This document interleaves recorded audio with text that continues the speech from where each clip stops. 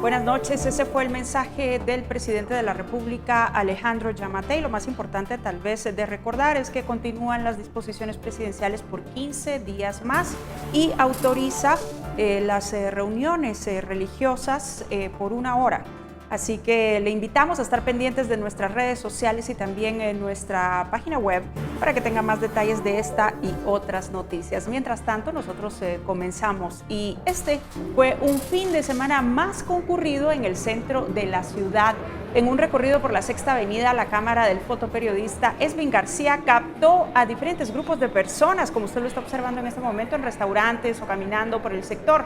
Y aunque todos usaban mascarilla, el distanciamiento social no se respeta en su totalidad. Por cierto, también se observó a grupos de guatemaltecos afuera de comercio siguiendo el encuentro de fútbol de este domingo.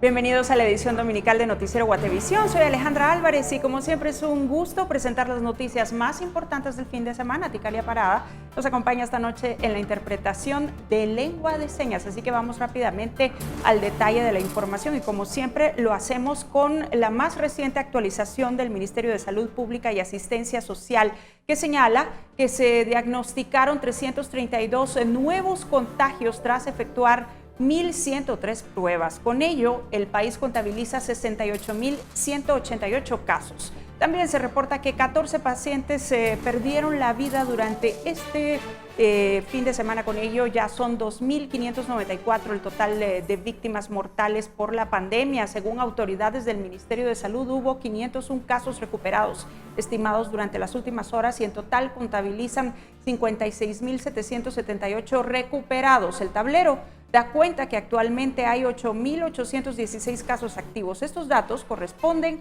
a la actualización del 22 de agosto de las 0 a las 23:59 horas. Bueno, y también el Ministerio de Salud Pública actualizó el sistema de alertas como parte de la reapertura hacia la nueva normalidad por la pandemia. En comparación con el último registro dado a conocer hace 2 semanas, hubo un aumento de municipios en rojo, según el semáforo epidemiológico. Un total de 37 municipios pasaron al color rojo del semáforo epidemiológico que regula las actividades productivas durante la pandemia del coronavirus en Guatemala. El Ministerio de Salud informó que ahora hay 206 poblados en color rojo, con lo que se supera a los 169 de hace 15 días. Además, 85 municipios están en anaranjado, es decir, 15 más que hace 2 semanas. Asimismo, habrá 49 municipios en color amarillo, cuando el dato anterior era de 71. La ciudad capital es la que más casos registra y por tanto está en color rojo, con una proyección de 1.205.668 personas. Tiene 12.509 casos tamizados, 2.291 casos confirmados, con una tasa de 190 por cada 100.000 habitantes. Entre algunas de las restricciones en los municipios donde el semáforo se mantiene en rojo, se encuentran que el transporte urbano y extraurbano podrán circular con una autorización y únicamente podrán operar con el 50% de su capacidad. En los mercados cantonales y municipales se debe mantener el distanciamiento de 1,5 metros entre vendedor y comprador. Además, las personas mayores de 60 años no podrán ingresar. En los centros comerciales no podrán haber más de 10 personas por local y debe existir un aforo de 10 metros cuadrados por persona. Además, las áreas comunes de reunión permanecerán cerradas. Para Noticiero Guatevisión, Nimsi Rosales. En otras noticias, le cuento que el Ejército de Guatemala localizó el pasado viernes una avioneta incendiada al sur del Parque Nacional Laguna del Tigre, en Petén, en donde se encontraban varios paquetes de cocaína. El Ministerio Público informó ayer, luego de las diligencias que se trasladaron hacia la capital, 735 paquetes valorados en $9.775.500. En lo que va del 2020, se han decomisado 7.348 paquetes de droga.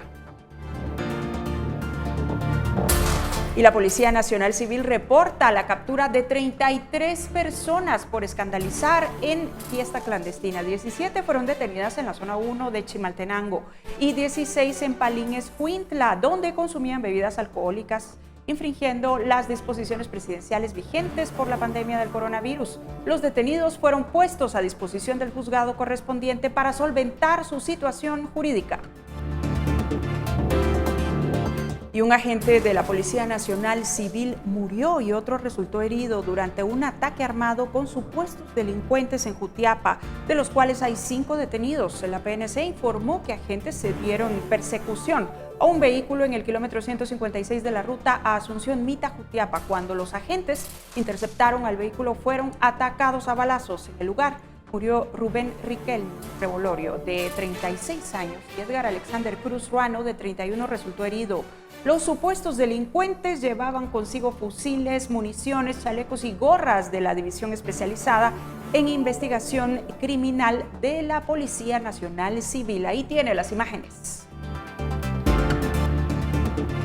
Bueno, y también les cuento que Monseñor Rosolino Bianchetti, obispo de Quiché, manifestó su rechazo a la reciente aparición pública del líder del Magisterio Nacional, Joviel Acevedo, con el presidente Alejandro Yamatei, en una actividad realizada en Izabal en esta semana, como ustedes recordarán. Durante una homilía en Santa Cruz del Quiché, el obispo manifestó que esos liderazgos solo se reflejan cuando hay intereses y aumento en el presupuesto, mientras que las escuelas y la educación de los niños se queda rezagada. Corazón leyendo ayer que un personaje, no voy a decir el nombre, no es el momento ni el lugar, que personaje ha querido lideralizar desde hace tiempos el magisterio en Guatemala. ¡Qué vergüenza! ¡Qué vergüenza! Pero no solo la vergüenza de que él lideraliza por sus intereses, por sus politiquerías con el gobierno de turno. ¡Qué vergüenza! Porque el magisterio en su gran mayoría hay atrás. Como y mire usted, ciudadanos, colectivos urbanos, artísticos, campesinos y universitarios se reunieron este sábado frente al Palacio Nacional de la Cultura para mostrar su descontento ante algunas medidas tomadas por el actual gobierno, como la ejecución de fondos para atender la emergencia, la falta de pago a personal sanitario que atiende a los pacientes con COVID-19, como también la falta de equipo de protección médico. Los manifestantes solicitan a las autoridades que rindan cuentas y piden la renuncia del presidente de la República, Alejandro Yamatei. Estamos acá porque estamos cansados, ¿verdad?, de la forma en que se maneja la política de Guatemala, ¿verdad? Entonces, muchos de nosotros solo nos limitamos a hablar por medio de las redes sociales, pero en realidad yo hago un llamado a todas las personas, ¿verdad?, que dejen su celular, que dejen su computadora y que se acerquen, ¿verdad?, para que hagamos fuerza, porque somos muchas las personas que estamos en descontento con las políticas del señor Yamatei.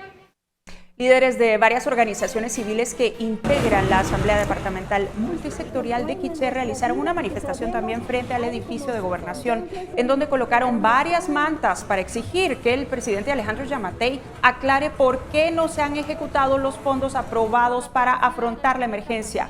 Expresaron que son pocos los beneficios que los vecinos de Quiché han recibido de los programas conformados por el Ejecutivo. También exigieron a los diputados del Congreso de la República elegir a los magistrados de la Corte Suprema de Justicia y de salas de apelaciones. Expresaron su repudio a la fiscal general del Ministerio Público y su apoyo a los magistrados de la Corte de Constitucionalidad.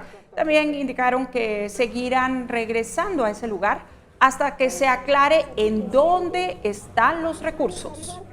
¿En qué se ha invertido los 14.610 millones de quetzales que el presidente Alejandro Yamatei con su gabinete ha gestionado? Déjenme comentarles que esta es una deuda para el país de Guatemala que muy probablemente vamos a pagar los jóvenes y niños que aún no han nacido. Nos indigna que los 14.610 millones de quetzales aún no esté llegando en su totalidad a la población.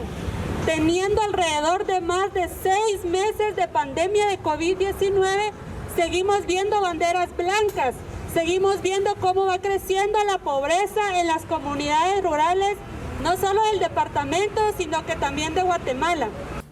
Vean, y en Totonicapán los funerales en medio de la COVID-19 se convirtieron en despedidas de pocas horas y en línea. Hasta la fecha, 38 personas que murieron por el nuevo virus fueron inhumadas por el equipo de respuesta inmediata de los bomberos municipales. Los lineamientos para el manejo de cadáveres del Ministerio de Salud Pública y Asistencia Social establecen que los familiares no pueden apoyar en el embalaje del cuerpo y solo lo hace el personal sanitario. Además, el funeral debe ser inmediato después del fallecimiento, como máximo 6 horas, y no está permitido velarlos ni tampoco darles un servicio religioso. Hasta la fecha, Totonicapán acumula 545 casos.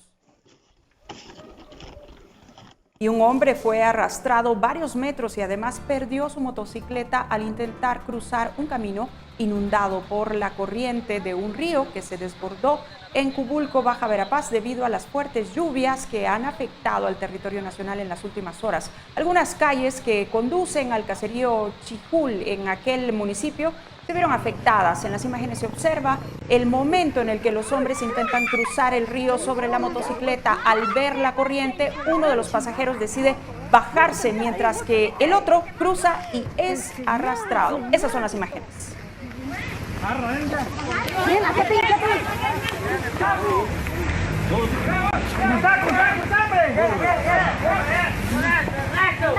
Y en las últimas horas, fuertes lluvias han afectado al territorio nacional debido a la inestabilidad atmosférica que causa el huracán Marco, lo que ha causado también inconvenientes en varias partes del país. María Olga Menaldo nos cuenta más. En las últimas horas, fuertes lluvias han afectado al territorio nacional, lo que ha causado inconvenientes en varias partes del país. En Sayaxché y La Libertad, Petén, 228 personas fueron afectadas y 38 viviendas resultaron con daños leves y moderados debido a las inundaciones. En Alta Verapaz se reportó un derrumbe en San Pedro Carchá. Esto afectó a 4 personas. Y también otro derrumbe ocurrió la mañana de este domingo en el kilómetro 288.6 de la Ruta Nacional 7W en Zacapulas, Quiché. Esta ruta es utilizada por aproximadamente 3.000 personas, quienes resultan afectadas, aunque hay un carril que está libre también para que las personas puedan transitar, y ya en estos momentos hay maquinaria de caminos que ha estado trabajando en este lugar. Las lluvias de este fin de semana se deben a la inestabilidad atmosférica que causa el huracán Marco, el cual continúa avanzando en el Golfo de México en dirección a Luisiana, Estados Unidos. Y también este estado, según la proyección del Centro Nacional de Huracanes, estará recibiendo también el impacto de Laura, que llegará como un huracán, pero esto será el miércoles. Quiere decir que serán 2 ciclones, 2 huracanes que van a impactar a Luisiana en esta semana. Mientras tanto, en el Océano Pacífico hay un sistema de baja presión que genera el ingreso de humedad al país, especialmente en Occidente. Este sistema tiene un 60% de probabilidades de convertirse en depresión tropical. Reportó para Noticiero Guatevisión, María Olga Menaldo. Bueno, y en más información, al menos 13 personas murieron asfixiadas la noche del sábado en una estampida desatada en una discoteca de Perú cuando la policía irrumpió para impedir una fiesta vedada por la pandemia de coronavirus. Estampida mortal en Perú.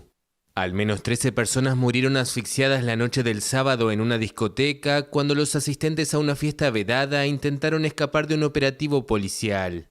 Los agentes allanaron el lugar en el que 120 personas participaban en una celebración convocada a través de las redes sociales, violando la norma que prohíbe reuniones grupales en Perú debido al estado de emergencia sanitario por la pandemia del nuevo coronavirus.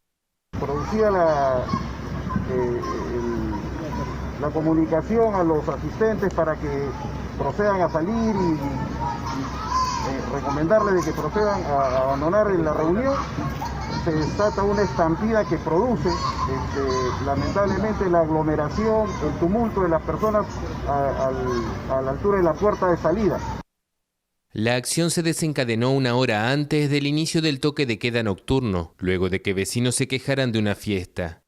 Tengo pena y tengo tristeza por las personas y los familiares de las personas que han perdido la vida, pero también tengo cólera e indignación por los responsables de organizar este tipo de eventos. La norma peruana prevé penas de cárcel y sanciones pecuniarias equivalentes a $110 a quienes incumplan las disposiciones por la pandemia, como participar en reuniones sociales. Fueron detenidas 23 personas, de las cuales 15 dieron positivo por coronavirus. Y el presidente de Estados Unidos, Donald Trump, respaldó el domingo la decisión de la Administración de Alimentos y Medicamentos de ese país, FDA, de autorizar el uso de plasma sanguíneo de pacientes que se han recuperado del COVID-19 como tratamiento para la enfermedad. El anuncio llega un día después de que el presidente Trump acusó a la agencia de impedir el lanzamiento de vacunas y terapias contra el coronavirus por razones políticas. La FDA declaró que la evidencia preliminar sugiere que el plasma sanguíneo puede disminuir la mortalidad y mejorar la salud de los pacientes cuando se administra en los primeros 3 días de su hospitalización. ¿Qué le parece? Great thing. Today I'm pleased to make a truly historic announcement in our battle against the China virus that will save count.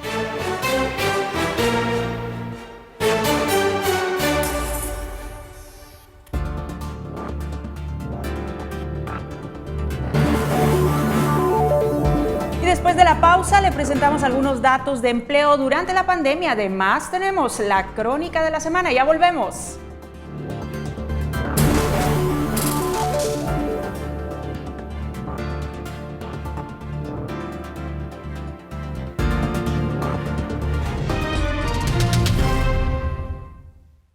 Ya estamos de regreso y como ustedes saben, uno de los grandes desafíos que deja los efectos de la pandemia en diferentes países es recuperar las plazas de empleo que se perdieron durante los días de confinamiento. La interrupción de las actividades ha dejado grandes problemas en el campo laboral. Los datos oficiales reportan un 70.2% de informalidad laboral, un 9.4% de subempleo y un 2.5% de desempleo. Para la Organización Internacional del Trabajo, el apoyo al emprendimiento de los jóvenes es fundamental y así lograr un avance significativo en la economía. Este trabajo debe centrarse en la reconstrucción de los planes interrumpidos y en objetivos de innovación para el futuro, entre otras cosas. Las alianzas sólidas y la existencia de políticas públicas sobre el tema puede ayudar a lograrlo. La pregunta es, ¿qué oportunidades se están gestando en este momento para las nuevas generaciones? Se la dejamos sobre la mesa. Y bueno, más casos positivos de coronavirus en el interior de la República, una condena por corrupción y falta de agua potable en diferentes zonas en plena pandemia son algunas de las noticias que llamaron la atención en la semana número 23 del coronavirus en el país. Esta es la crónica. Lunes 17 de agosto. El presidente Alejandro Yamatei insiste en justificar sus acciones durante la pandemia y la poca ejecución de recursos. Apunta sus objetivos a un plan de reactivación económica y dice que es responsabilidad del Congreso de la República aprobar las propuestas. De hecho, se le pidió al Congreso de la República la exoneración de algunos requisitos, porque habían requisitos, por ejemplo, que no podíamos obviar. Martes 18 de agosto. Edwin Asturias, director de la Coprecovid, dice que el epicentro de la pandemia ahora se encuentra en Izabal y que en los departamentos de Sololá y Totonicapán preocupa el número de fallecidos. Aunque el departamento de Guatemala presenta menos casos positivos, menciona de nuevo que se espera un repunte en septiembre. Hemos visto alguna resistencia a hacerse las pruebas. Hay dos factores importantes. Uno, una resistencia de la población a hacerse las pruebas. La segunda es que tradicionalmente en estas áreas del altiplano de Guatemala no hemos tenido un sistema de salud muy fuerte. Miércoles 19 de agosto. En plena pandemia, vecinos de algunas zonas de la ciudad de Guatemala reportan problemas con el suministro de agua potable. El hecho que nosotros vivamos en el Limón y seamos una colonia de un punto rojo no quiere decir que nos traten como animales. Realmente, ¿cuándo ha visto usted gente de zona 15, zona 10?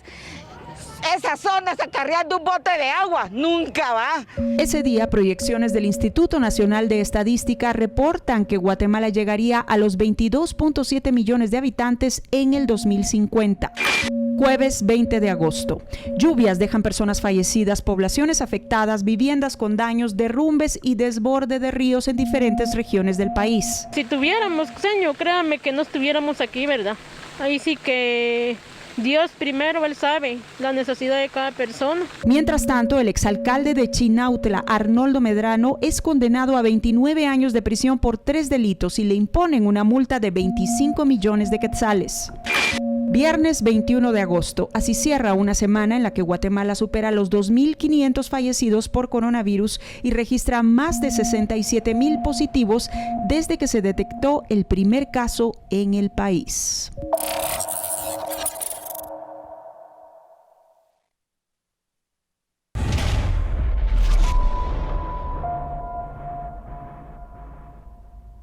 Y el trabajo social requiere de entrega y dedicación. Hablamos con la directora de la escuela de esa profesión en la Universidad Mariano Gálvez sobre cómo las trabajadoras sociales le hacen frente a la pandemia en estos meses.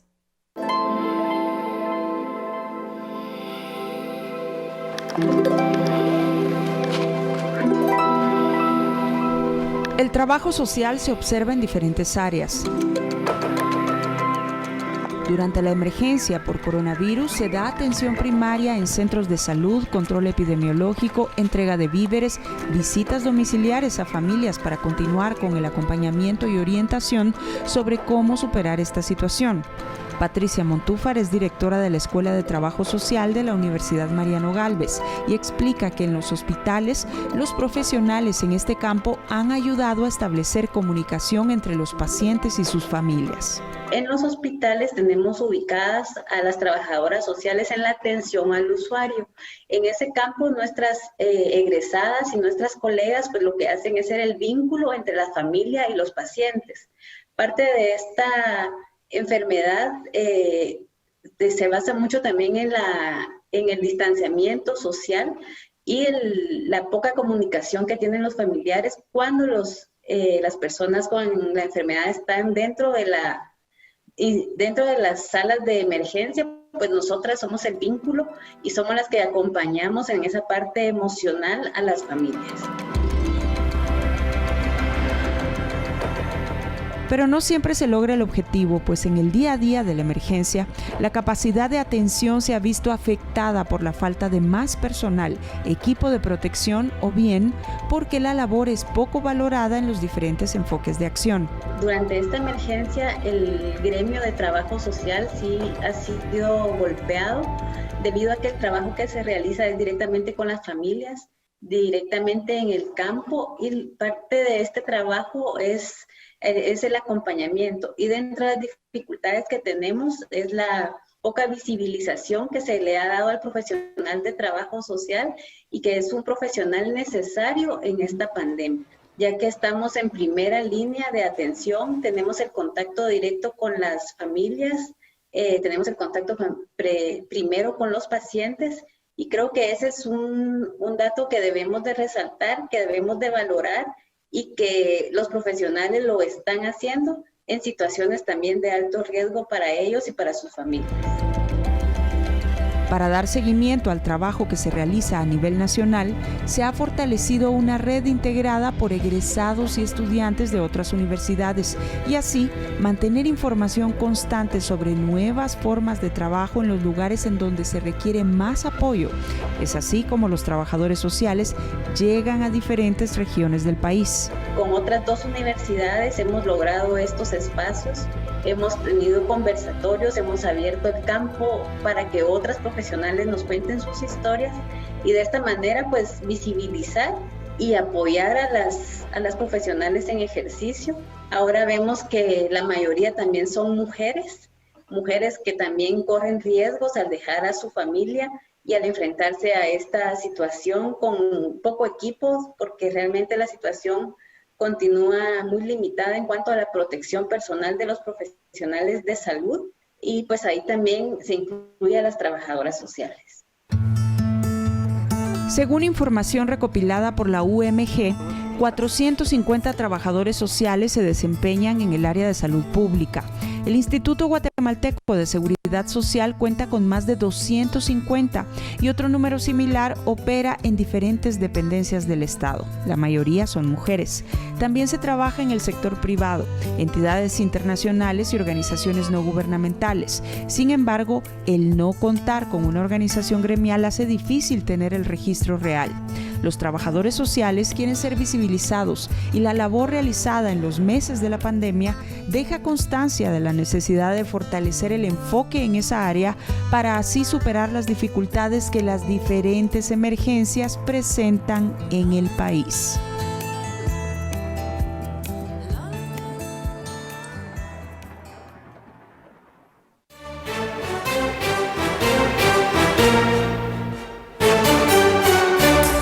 Ya estamos de regreso. Vendedores de comida de Chimaltenango han utilizado la orilla del Libramiento para colocar sus ventas informales y vender sus productos. El alcalde dice que no tiene la responsabilidad de desalojarlos. En el kilómetro 53 y 54 del Libramiento de Chimaltenango, un grupo de vendedoras del balneario Los Aposentos decidieron colocar mesas, sillas y sus puestos de ventas de comida a la orilla de la carretera. Esto porque las ventas donde estaban originalmente bajaron por la situación del país frente a la pandemia. No tenemos ingresos de una mensualidad, simplemente vivimos de nuestro negocio, tenemos hijos a quien mantener, tenemos deudas, tenemos que pagar y teníamos que buscar un trabajo, desempeñar un trabajo. Actualmente, por ser época de elote, la mayoría de los negocios informales colocados en este lugar los venden asados, cocidos o como elotes locos. Sus clientes se parquean a la orilla para hacer sus pedidos, lo que puede llegar a ser peligroso, pues se puede generar tráfico e incluso algún accidente. Y aquí nosotros les ofrecemos mesas distanciadas. Tenemos mesas distanciadas donde tenemos a las personas distanciadas. Tenemos sillas de 3 personas, lo máximo 4 personas. Y tenemos gel, agua pura para lavarse las manos. Estamos preparados. Según Calán, cuando el balneario Los Aposentos abra sus puertas, regresarán sus ventas a ese lugar y dejarán libre la orilla del Libramiento. Mientras tanto, el alcalde de Chimaltenango, Carlos Imag, dice que la municipalidad no es responsable de su desalojo. El ente rector del Libramiento pues es el Ministerio de Comunicaciones y Obras Públicas, ¿verdad?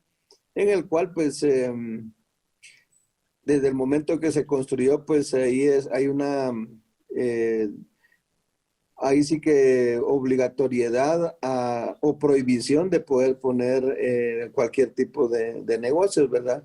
Sin embargo, hay algunos terrenos particulares o privados, pero considero que aquí la responsabilidad legítima sería de prácticamente del ministro de Comunicaciones el poder venir a desalojar y de alguna manera pues entrar en un diálogo con las personas.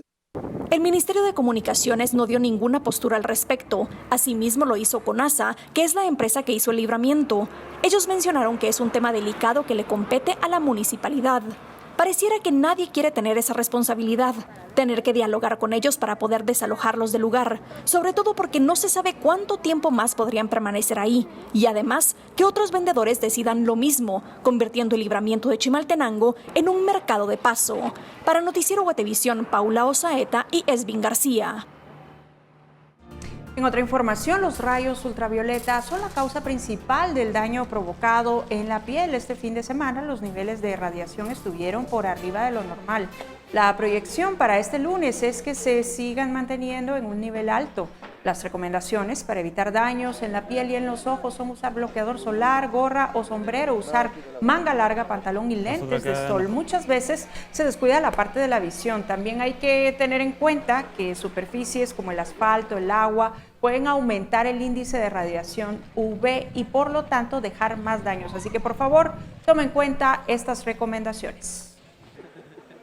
Después, más o menos como de las 11 de la mañana a las 4 de la tarde es el periodo más peligroso para podernos exponer. Ahí podríamos estar teniendo radiaciones ya altas, que muy altas estamos hablando de un índice 8, 9 y 10 y un 11 más, que sería ya una radiación extrema. En estos días de esta semana, por ejemplo, 2 días estuvimos con una radiación 11 más, una peligrosidad extrema. Bueno, y estos han sido días muy lluviosos. ¿Cómo estarán las temperaturas durante las próximas horas? Pamela Valdés nos cuenta. Buenas noches, Pamela. Muy buenas noches, Alejandra, qué gusto poderte saludar. Es momento de compartir con toda nuestra audiencia las condiciones del clima para las próximas horas y de mañana para que empiecen a prepararse. Iniciamos con esta imagen satelital y continuamos con nublados parciales en la mayor parte del periodo y en la mayor parte también del territorio nacional, con altas probabilidades de actividad eléctrica y fuertes lluvias, por lo que se le recomienda a la población que atienda las medidas necesarias y si nota algo inusual, por favor, alerte a las autoridades, especialmente porque se puedan presentar deslizamientos, derrumbes, lahares, especialmente en la zona de la cadena volcánica. Para esta noche, cielos parcialmente nublados y a través de la gráfica del territorio nacional le damos a conocer las condiciones donde esperamos principalmente tormentas eléctricas en horas de la tarde y parte de la noche para la meseta central, incluida la ciudad capital. Estas mismas condiciones se mantienen para el departamento de Petén, la costa sur tendremos totalmente nublado para las Verapaces, probabilidad de lluvia para el occidente y para el resto de los departamentos, cielos parcialmente soleados. Y las condiciones en los próximos días, específicamente en la ciudad capital, esperamos para el lunes inicio de semana, como les comentaba, tormentas eléctricas con una temperatura que se registra de 24 grados centígrados. Para el martes esperaremos totalmente nublado la mayor parte del periodo y la temperatura máxima se registra de 24 grados centígrados también. Y para el miércoles a la mitad de la semana pues regresan las tormentas eléctricas con una temperatura máxima que se registra de 24 grados centígrados. Y por último, la salida del sol esperamos mañana a las 5:49 de la mañana y se ocultará a las 6:21 de la tarde. Hasta aquí yo con la información del clima. Que tengas una excelente noche, Alejandra.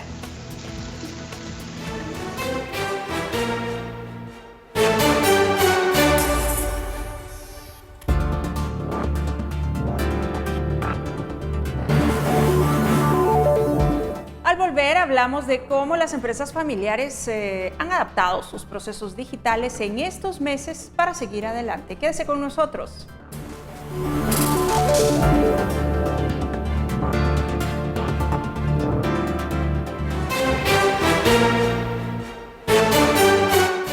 Ya estamos de regreso y después de superar el nuevo coronavirus en Estados Unidos, 127 guatemaltecos volvieron al país procedentes de la ciudad de Luisiana. Las personas llegaron con un certificado médico que garantiza que están libres del virus. Se trata del primer vuelo de retornados en esas condiciones.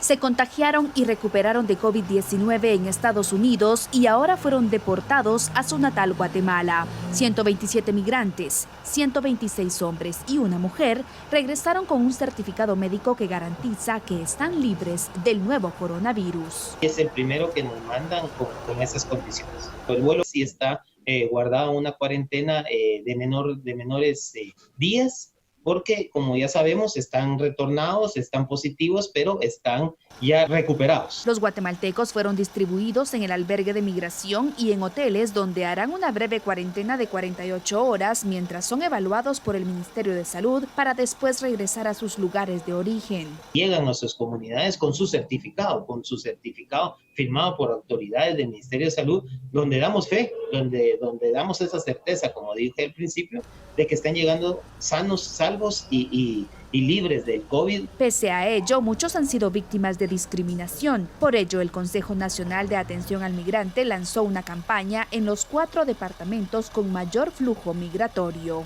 Es una campaña radial con mensajes específicamente a las comunidades, líderes comunitarios, a las familias, que reciban con los brazos abiertos y como se merecen a sus seres queridos, a sus migrantes retornados, ya que ellos pues están cumpliendo con el protocolo de salud. Mientras tanto, el flujo migratorio continúa. Según datos del Instituto Guatemalteco de Migración, al menos 134 guatemaltecos han dado positivo desde que inició la pandemia. Eugenia Sagastume, Voz de América, Guatemala.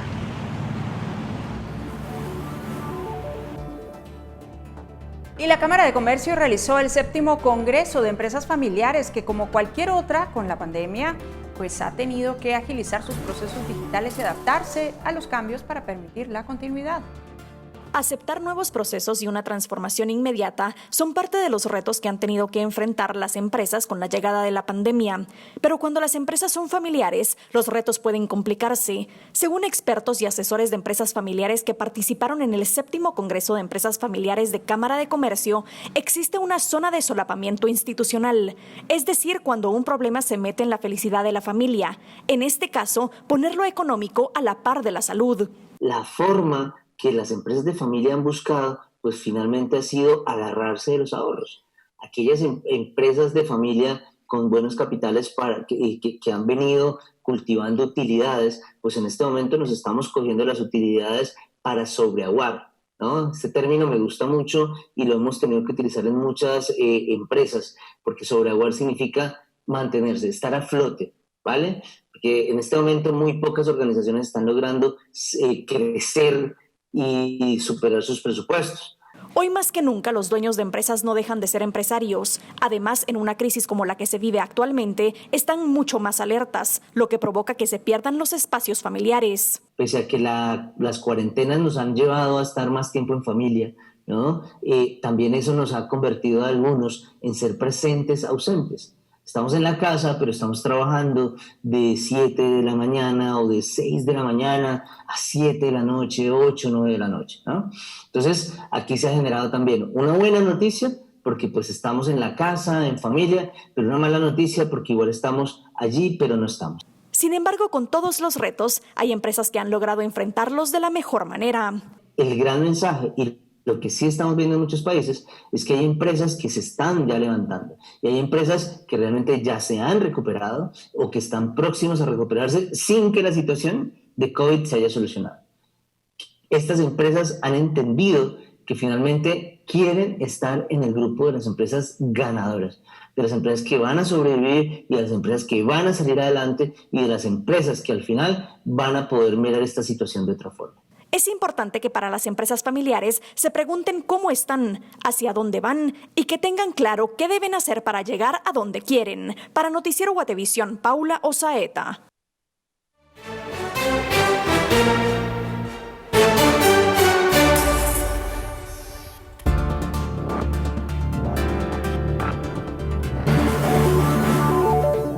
Al cierre le contamos de un nuevo reglamento para regular la venta de mascotas en Misco. Quédese con nosotros.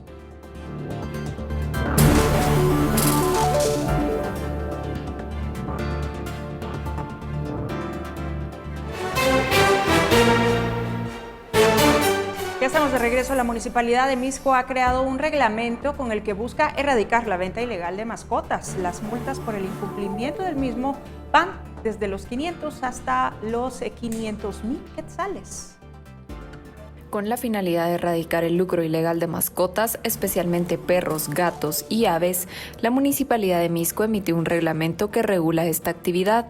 El documento consta de 29 artículos en los que se establecen las medidas relacionadas con la producción y crianza de animales de compañía destinados para la venta, además de prohibiciones y sanciones. Esto con el objetivo de poder salvaguardar la vida de los animalitos que en efecto han sufrido. Hemos visto que durante esta pandemia ha incrementado el abandono de perros, así también de gatos, ya cuando llegan a una edad adulta, y es por ello de que por el bien de los animalitos de compañía se ha aprobado precisamente este convenio que forma parte de un reglamento del cual debe cumplirse. En el documento, la comuna prohíbe la transacción de compraventa en mercados cantonales, vía pública, centros comerciales, parqueos públicos o privados, gasolineras o cualquier negocio abierto al público. Para las personas que tienen tiempo de poder comercializar, tienen que tener un registro por parte del MAGA y posteriormente tendrán que registrarse con la cantidad de animalitos en la oficina municipal del bienestar animal de la Municipalidad de Misco. Las sanciones para las personas que incumplan este reglamento pueden ir desde el cierre preventivo del establecimiento por 7 días y multas que van desde los 500 hasta los 500,000 quetzales. Reportó para Noticiero Guatevisión, María Olga Menaldo. Mire, otra buena noticia, el arte en Guatemala comienza a dar los primeros pasos hacia la nueva normalidad. Muestra de ello es la exposición Hilos Extendidos que se exhibe actualmente en la Galería Rosas Botrán. Pablo Juárez nos presenta los detalles de esta muestra a continuación en el segmento de Cultura y Espectáculos.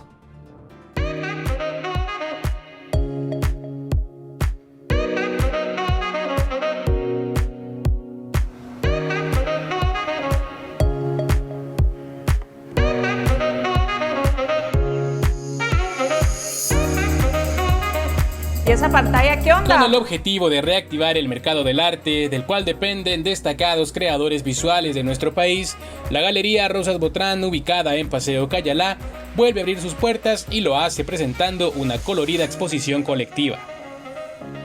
La exposición que estamos presentando se llama Hilos Extendidos y consiste directamente en poder conectarnos, demostrar cómo el arte en todo este tiempo, aunque estuvimos distanciados, la bondad que ha tenido el arte con nosotros a mantenernos en conexión.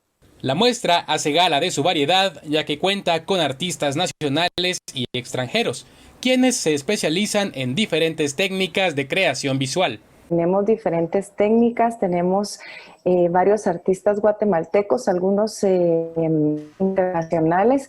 Decidimos hacer una muestra con la colección de la Fundación Rosas Botrán y enaltecer mucho todas las técnicas, ¿verdad?, que ellos demuestran, abstracción. Tenemos bastante hiperrealismo, figurativo, abstracto, fotografía, entonces es una exposición con un diálogo muy enriquecedor. Con el objetivo de que el público pueda apreciar las obras, se harán recorridos guiados para grupos no mayores de 5 personas. De esta manera será posible mantener el distanciamiento social. Los horarios de las galerías van a ser en estos únicos días, ¿verdad? De 9 de la mañana a 3 de la tarde, de lunes a domingo. Y la muestra está abierta a partir del día 17 de agosto, que recién pasó, y vamos a estar abiertos hasta el 21 de septiembre. No se debe de hacer cita previa, simplemente pueden llegar a la galería y con mucho gusto nosotros les realizamos la visita guiada. Además, para seguridad del personal de la galería y sus visitantes, se han establecido estrictos protocolos de seguridad sanitaria. Tener muestras de temperatura a las personas que asisten, una bitácora, ¿verdad?, de las personas que están asistiendo a la galería, también desinfectar los zapatos, ¿verdad?, que lo hemos visto muy común en todos los establecimientos, gel de manos, la mascarilla definitivamente muy necesario y el distanciamiento social que tenemos que tener. Fundación Rosas Botrán lo invita a visitar sus redes sociales para conocer los catálogos de obras disponibles y disfrutar del contenido cultural que ofrecen. Reportó para Noticiero Guatevisión, Pablo Juárez.